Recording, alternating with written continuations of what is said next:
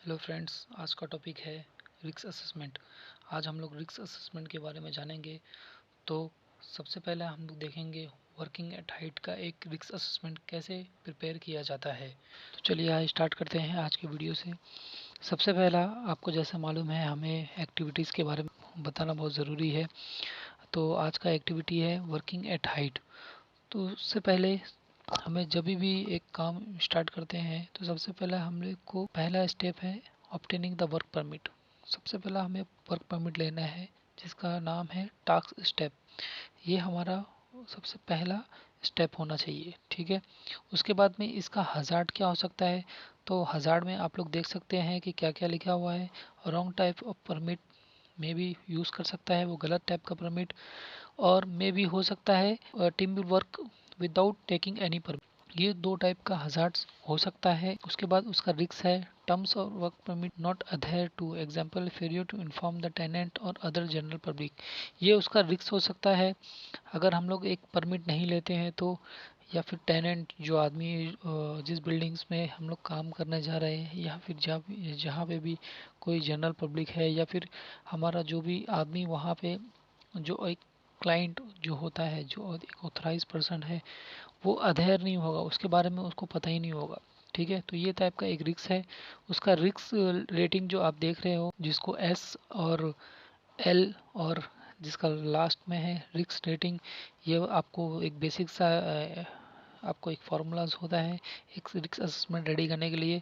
तो ये आपको बेसिक सी नॉलेज अगर आपको होनी ही चाहिए। अगर इसकी नॉलेज नहीं है तो मैं आपको डिस्क्रिप्शन में लिंक दे दूँगा जिससे आप जान सकोगे कि ये एस और एल और आर क्या होता है। तो एस का मतलब है बेसिकली सिविरिटी, और एल का मतलब है लाइक्लीहुड, और रिस्क रेटिंग जो है आर। तो इसका सिविरिटी हम लोग ने देखा है 4 लिया है 4, और इसका लाइक्लीहुड जो है हम लोग ने 3 लिया है। ये दोनों को मल्टीप्लाई करके हमने रिजल्ट जो आता है रिस्क रेटिंग का 12। उसका इनिशियल रेटिंग जो एम है। ये इनिशियल रेटिंग कैसे आता है आपको स्क्रीन पे दिख रहा होगा, इसी से हम लोग इनिशियल रेटिंग निकाल सकते हैं। नेक्स्ट हम लोग देखेंगे कि कंट्रोल मेजर्स कैसे लिया जाएगा इस रिस्क को कम करने के लिए। तो सबसे पहला हमारा जो पॉइंट है वो है prior to start the activity team shall obtain the work permit और information given with the client authorise person, group team और other concern department about the same activity.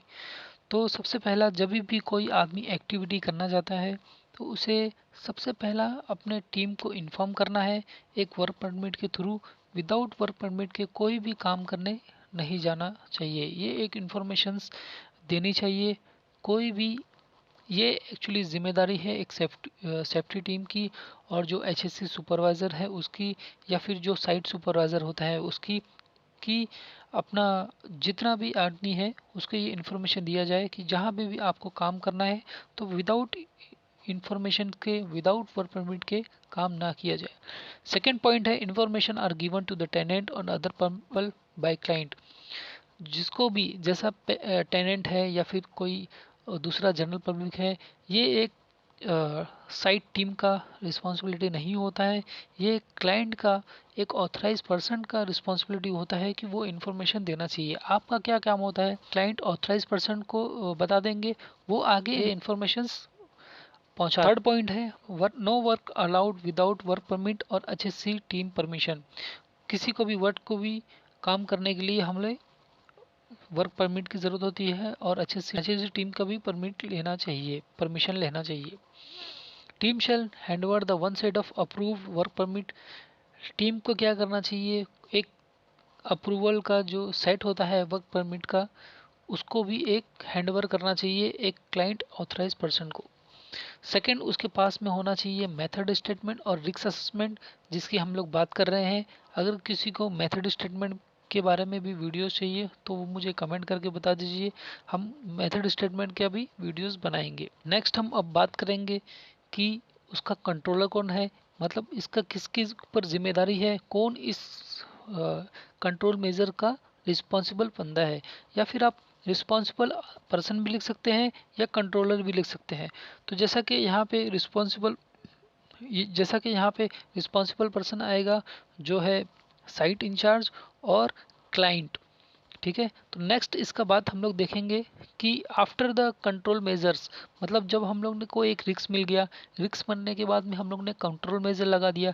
Control measures लगाने के बाद में क्या फाइनल रिस्क रेटिंग होती है, जिसको रेसिडुअल रिस्क रेटिंग भी कहा जाता है।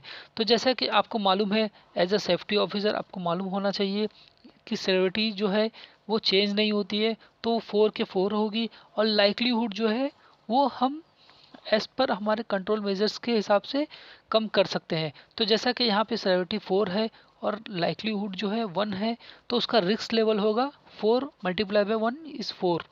ओके, और फाइनल रिस्क इसका होगा लो। तो जैसा कि हम लोग ने एक स्टेप टास्क का कंप्लीट कर दिया, अभी हम लोग डायरेक्टली बात करेंगे कि जब हम लोग एक लैडर्स के ऊपर काम कर रहे हैं तो हमें किन किन बातों का ख्याल रखना चाहिए और किन किन पॉइंट्स को कलेक्ट करना चाहिए एक रिस्क असेसमेंट बनाने के लिए। तो जैसा कि आपको टास्क मैंने बता दिया कि वर्किंग एट हाइट है, तो इसका हजार्ड हो सकता है सबसे बेसिक सा fall from height due to working on ladder. Okay, ये इसका हजार्ड होगा कि आदमी इस पे काम करेगा तो गिरने का चांसेस हो सकता है। अब इसका रिस्क क्या हो सकता है? सबसे पहला बॉडी फ्रैक्चर, दूसरा जो है पर्सनल इंजरी। आप इसके ऊपर एक और मेंशन कर सकते हैं जो हो सकता है प्रॉपर्टी डैमेज। ठीक है, अब हम लोग बात करेंगे इसका इनिशियल रिस्क रेटिंग के बारे में। ठीक है, तो रिस्क रेटिंग में सेवेरिटी में मैंने इसका 3 लिया है, उसके बाद में लाइक्लीहुड में मैंने 3 लिया है, जिसका रिस्क रेटिंग आएगा 9। और ये मीडियम लेवल है इसका, क्योंकि हम लोग जो बात कर रहे हैं वो एक 6 स्टेप का लैडर है, जो कि ज़्यादा उसका जिसका हाइट नहीं है। ठीक है, आप अपने वर्क के मुताबिक आप मेंशन कर सकते हैं सेवेरिटी 4 या 5, ये डिपेंड करता है आपके वर्क और आपका हाइट ऑफ द लैडर। तो अब इसका कंट्रोल मेजर्स जान देखते हैं। तो इसमें क्या लिखा हुआ है? Team shall obtain the work permit from the client. सबसे पहला हमें, जैसा कि मैंने बताया कि वर्क परमिट लेना बहुत इंपॉर्टेंट है। उसके बाद में सेकेंड पॉइंट है follow the above mention unauthorise entry restrictions and safety warnings. जैसा कि मैंने ऊपर बता दिया कि कोई भी विदाउट परमिट के काम नहीं करेगा तो उसको फॉलो करना चाहिए। थर्ड पॉइंट है make sure the ladder stable on ground.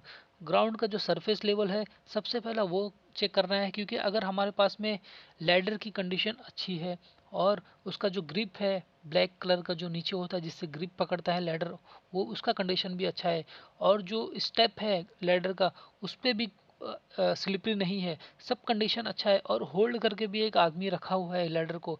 But अगर ग्राउंड लेवल अगर वो बराबर ना होगा, स्टेबल ना होगा, अनइवन हो सकता है, तो लैडर गिरने का बहुत ज़्यादा चांसेस है। तो सबसे पहला पॉइंट जो है हम लोग को लैडर का जो स्टेबल है वो चेक करना है कि जहाँ ग्राउंड लेवल है वो स्टेबल है कि नहीं। Second, barricade the work place to restrict the unauthorise entry.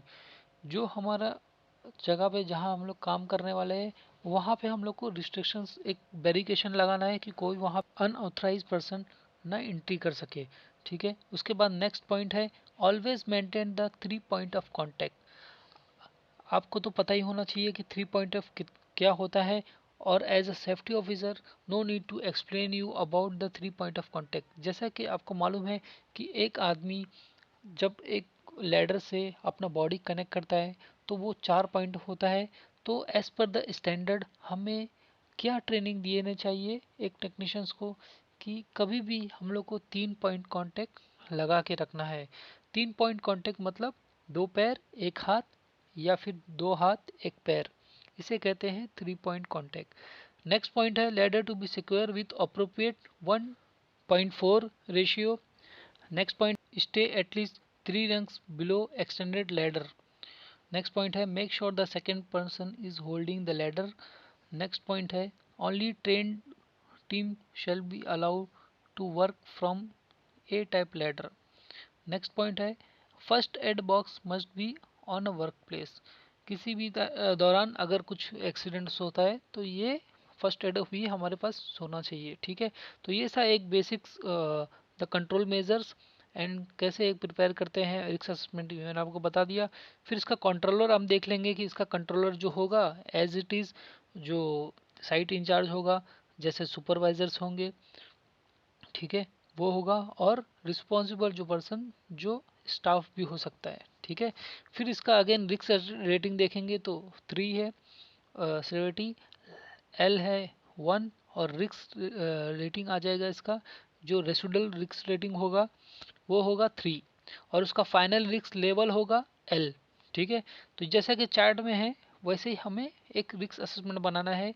तो आज का टॉपिक था सिर्फ वर्किंग एट हाइट के बारे में। नेक्स्ट वीडियो में हम लोग देखेंगे कि स्काफोल्डिंग पे काम करने के टाइम पे क्या क्या हमें पॉइंट्स देखना चाहिए एक रिस्क असेसमेंट प्रिपेयर करने के टाइम पे, ठीक है। आई होप ये वीडियो आपको अच्छी लगी होगी। अगर कोई भी आपको कमेंट है तो मुझे कमेंट करके बताइए, हम वीडियो को सुधारने की बहुत कोशिश करेंगे।